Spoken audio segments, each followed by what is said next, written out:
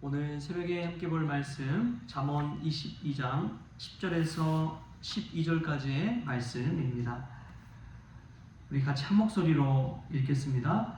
거만한 자를 쫓아내면 다툼이 쉬고 싸움과 수욕이 그치느니라.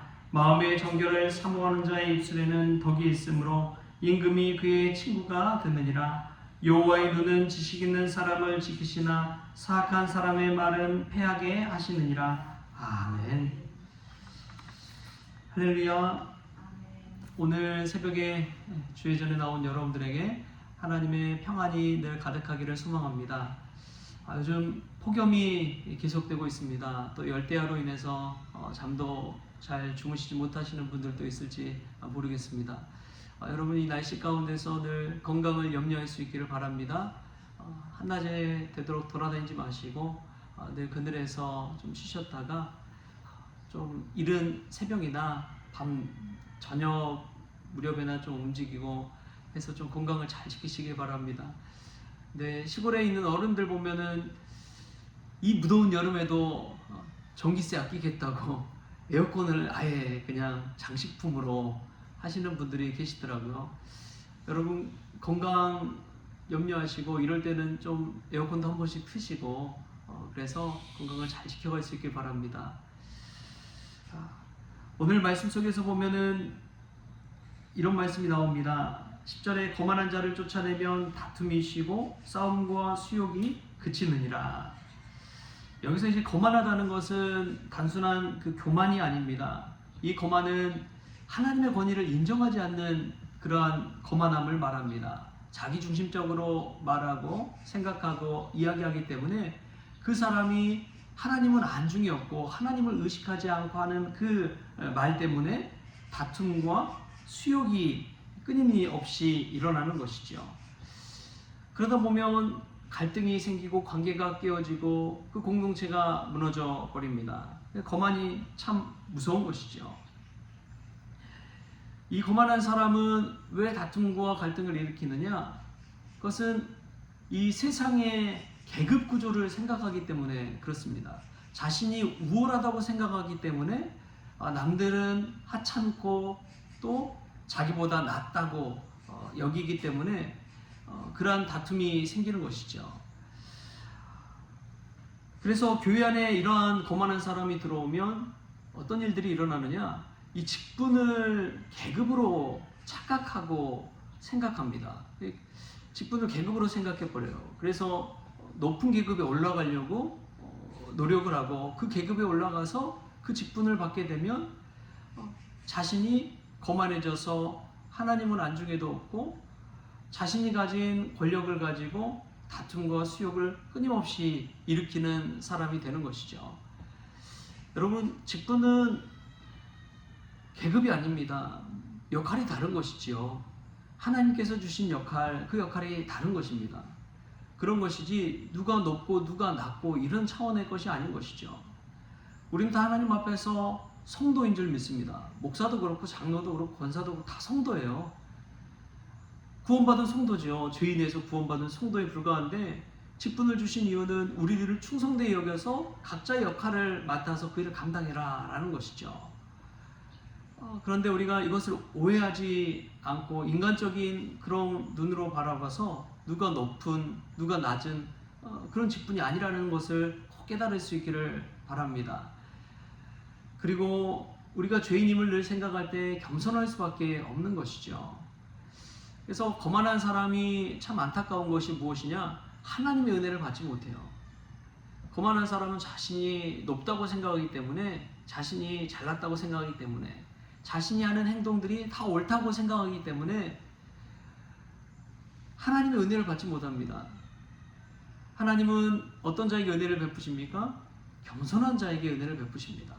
나는 부족합니다. 나는 연약합니다. 나는 날마다 넘어집니다. 나는 실수합니다.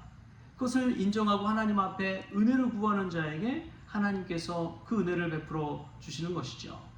거만한 자는 다툼을 일으키지만 겸손한 자에게는 하나님께서 은혜를 베풀어 주시는 것입니다.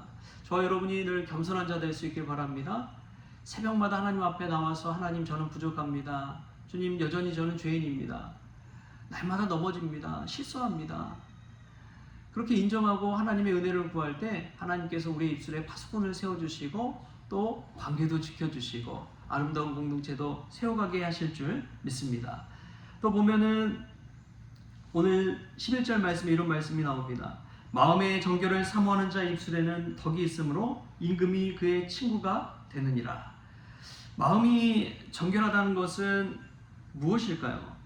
이 마음이 정결한 사람은 마음이 깨끗한 사람을 말하죠.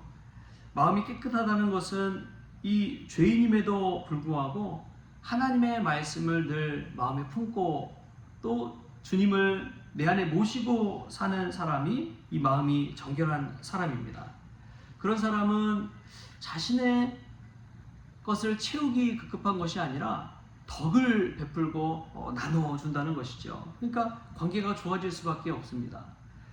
덕이 있는 사람들 보면 얼마나 귀한지요. 이 덕이 있으면은 사람들이 막 모여요. 그리고 덕 있는 사람의 말을 들으면 이 분노와 화가 가라앉습니다. 화평한 마음을 주는 거예요. 목회하면서 참 중요한 것이 공의와 정의를 생각하고 누군가를 정죄하고 비난하기 이전에 덕 있는 사람이 되라고 이야기합니다. 예수님의 사역을 보면 참 중요한 것이 있습니다. 예수님께서 덕 있는 삶을 살았기 때문에 제자들도 그 덕 아래에서 처음에는 누가 크냐 서로 논쟁도 하고 실수도 하고 서로 다투기도 하고 그랬잖아요. 근데 예수님이 덕으로 그들을 품어주고 계속 가르쳐주고 인도해 주시고 또 기적을 보여주시고 그런 일들을 통해서 포용하고 용납함을 통해서 제자들을 키워주십니다. 덕이 중요한 게 바로 그와 같습니다. 아무리 처음에는 부족하고 실수를 한 사람일지라도 덕을 가지고 포용해주고 용납해주고 용서해주고 다시금 기회를 주고 그럴 때에 믿음이 자라나고 성숙할 수가 있는 것이죠. 우리가 사람 늘 실수하잖아요. 그럼에도 불구하고 덕 있는 사람은 이 마음의 정결을 가지고 있는 사람은 그 덕을 통해서 공동체를 세워갑니다. 그래서 교회 안에서 덕 있는 사람이 많을수록 그 교회 공동체는 행복해지는 거예요. 근데 거만한 사람이 있으면 깨지고 정죄하고 나누고 끼리끼리 문화가 생겨나게 되는 것이죠. 우리가 덕 있는 사람 될 수 있기를 축복합니다. 그러려면 먼저 예수님을 내 안에 모시고 내가 먼저 마음에 정결한 사람이 되어야 되는 줄 믿습니다. 남들 보고 손가락질 하기 전에 나 자신을 좀 돌아볼 줄 아는 사람이 될 수 있기를 축복합니다. 어떤 분이 그래요. 손가락질 딱 하면은 어떻게 되느냐? 이 손가락질 하면 손가락 비난하는 한 손가락이 다른 사람을 향하지만 세 손가락은 자기를 향한다는 것을 늘 생각해야 된다는 거예요. 한 손가락 남 지적하기 전에 세 손가락이 나를 향하고 있다는 것을 기억하면서 이 손가락질을 하라라고 이야기합니다. 그냥 자신을 돌아보고 마음이 정결한지 깨끗한지를 돌아보고 남에게 덕을 베풀지 또 남을 비난하는 말을 하지 말라는 것이죠. 우리 입술 가운데 그러한 주의 덕이 있기를 바랍니다. 그래서 예수님께서 늘 이야기합니다. 이 바리새인들이 와서 예수님의 제자들이 떡을 먹을 때 손을 씻지 않고 먹었나 봐요. 그것을 보고 지적을 한 거예요.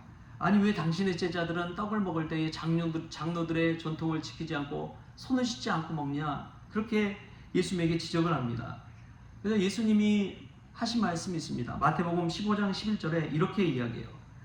입으로 들어가는 것이 사람을 더럽게 하는 것이 아니라 입에서 나오는 그것이 사람을 더럽게 하는 것이니라. 우리가 늘 생각해 볼 말씀입니다. 입으로 들어가는 것이 사람을 더럽게 하는 것이 아니라 입에서 나오는 그것이 사람을 더럽게 하느니라. 우리 입술의 말을 조심해야 된다는 거예요. 그 말은 우리의 정죄하는 마음, 비난하는 마음, 거만한 마음에서 나오는 것이기 때문에 그렇습니다. 입술이 깨끗하고 마음이 정결한 사람은 무엇을 먹느냐 가지고 탓하지 않습니다. 한 목사님이 이 저녁에 산책을 하다가 이 밤에 호프집에 있는 집사님을 보게 된 거예요. 맥주를 시원하게 마시고 있는 그런 집사님을 만나게 된 거예요. 여러분, 이 목사님이 어떻게 반응했겠습니까? 그냥 반갑게 인사하고 그냥 지나쳤대요. 그리고 아무런 이야기도 하지 않았다는 것입니다. 그것을 들추어내봤자 여러분 덕이 안 되잖아요. 그러다 보니까 그것을 허물을 덮어주고 그 사람의 그러한 치수를 덮어주는 것이죠. 그게 덕입니다. 그런데 거만한 사람은 자꾸만 그 허물을 들추어내가지고 관계를 깨트리는 것이죠. 여러분, 교회 공동체 안에서 우리가 예수님 닮아간다는 것은 덮어주고 용납하고 포용하는 줄 믿습니다. 무엇을 먹는 게 중요한 것이 아닙니다. 입술에서 어떠한 말이 나오느냐가 더 중요합니다. 할렐루야. 우리가 서로를 용납하고 덕스럽게 대할 수 있는 그러한 믿음의 사람들 될 수 있기를 바랍니다. 우리 마지막으로 12절 말씀 우리 같이 한번 읽어볼까요? 여호와의 눈은 지식 있는 사람을 지키시나 사악한 사람의 말은 패하게 하시느니라. 아멘. 여러분, 거만한 사람이 왜 거만하느냐? 하나님의 눈을 의식하지 않기 때문에 그렇습니다. 하나님의 눈은 어떤 사람을 찾느냐? 어떤 사람에게 능력을 주시고 힘을 베푸시느냐? 역대하 16장 9절에 이렇게 말합니다. 여호와의 눈은 온 땅을 두루 감찰하사 전심으로 자기에게 향하는 자들을 위하여 능력을 베푸시나니. 전심으로 자기에게 향하는 자에게 여호와의 눈이 임하고 또 그에게 하나님의 능력을 베푸신다고 이야기합니다. 오늘도 마찬가지입니다. 여호와의 눈은 지식 있는 사람을 지키십니다. 은혜 받을 사람을 찾고 있습니다. 그리고 사악한 사람의 말, 신의가 없는 사람, 그러한 사람의 말은 패하게 하십니다. 오늘도 우리의 삶 가운데 하나님의 눈을 의식하며 살아갈 수 있기를 축복합니다. 하나님의 눈을 의식하지 못하며 살아갈 때 우리는 거만한 사람이 되는 것이고, 우리 생각대로 우리 마음대로 우리의 배를 위해서 살아가는 존재가 될 수밖에 없습니다. 그러나 하나님을 늘 의식하고 또 마음의 정결함을 가지고 사는 사람은 덕을 베풀고 포용하고 허물을 덮어주고 용납하는 예수님 닮아가는 인생을 살아가게 될 줄 믿습니다. 저와 여러분이 오늘 하루 예수님 닮아가는 귀한 은혜가 저와 여러분에게 있기를 주신 예수님의 이름으로 축원합니다. 기도하시겠습니다. 주신 하나님 감사합니다. 하나님, 날마다 새벽을 깨우고 하나님 말씀을 듣지만 우리의 마음에 거만이 임할 때 하나님의 은혜를 받지 못하고 우리의 입술을 지키지 못하고 관계를 깨뜨리고 시험에 들게 할 때가 얼마나 많은지요. 하나님, 오늘 말씀을 우리의 마음의 비석에 새기게 하여 주셔서 하나님의 눈을 늘 의식하며 마음이 정결한 삶을 살게 하여 주옵소서. 예수님처럼 덕이 있는 삶을 살게 하여 주옵소서.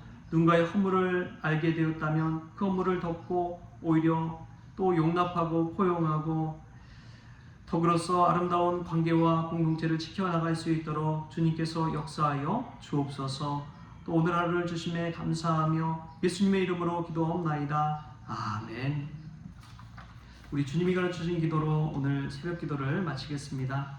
하늘에 계신 우리 아버지여, 이름이 거룩히 여김을 받으시오며 나라가 임하시오며 뜻이 하늘에서 이루어진 것 같이 땅에서도 이루어지이다. 오늘 우리에게 일용할 양식을 주시옵고 우리가 우리에게 죄진 자를 사하여 준 것 같이 우리 죄를 사하여 주시옵고 우리를 시험에 들게 하지 마시옵고 다만 악에서 구하시옵소서. 나라와 권세와 영광이 아버지께 영원히 있사옵나이다. 아멘.